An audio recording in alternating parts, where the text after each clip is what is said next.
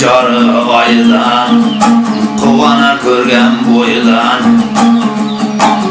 çobanın tartan aydan, yekavul aytıba bireyine, koytanın kelini aydan.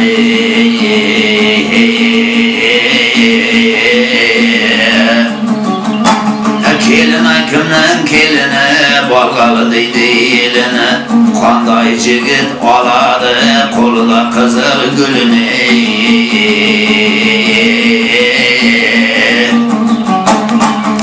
Kelin ay barar hımıllap, eynide köyler cımıllap, onu ya görgen jigitler, iziden düşer dimillep, 70'ke varan çallarım, joyidan qarar ıngıllap. Kelin ay kimnin kelini, balgalı deydi elini.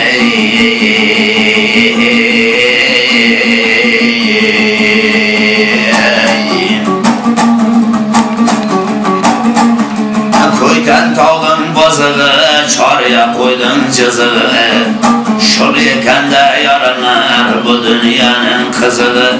Bir gene gülüp karasa, olta jigittin vazığı, bir korlana bir gidey, kolda tapkan cüzüğü. Kelin kimnin kelini, balgalı deydi elini.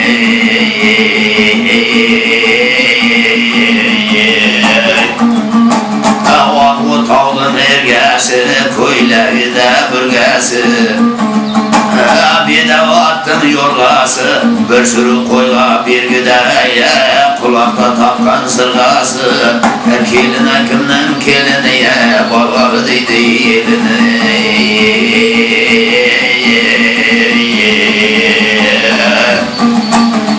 Baskan jayı mılladar, basmagan jayları gineder, yanaya basıp jürerdi, tağlardan otu ümid var.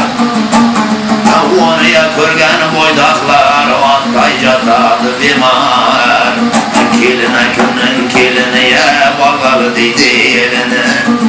Neçe yıldan bermagan, bağaman boydun malını. Düşüner nekel kelin ay, mende çobanın halini. Kelin kimnin kelini ya, balgalı deydi elini.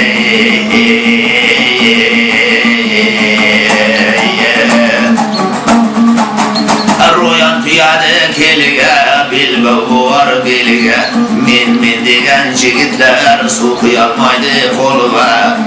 Qarağıl olan neçeviye, mektepke bargan joluğa, salam berip ötedi, halice uçkan talığa. Ölüp kessem arman yok, kolların tiyse belige. Kelin kimnin keliniye, balgalı deydi elini.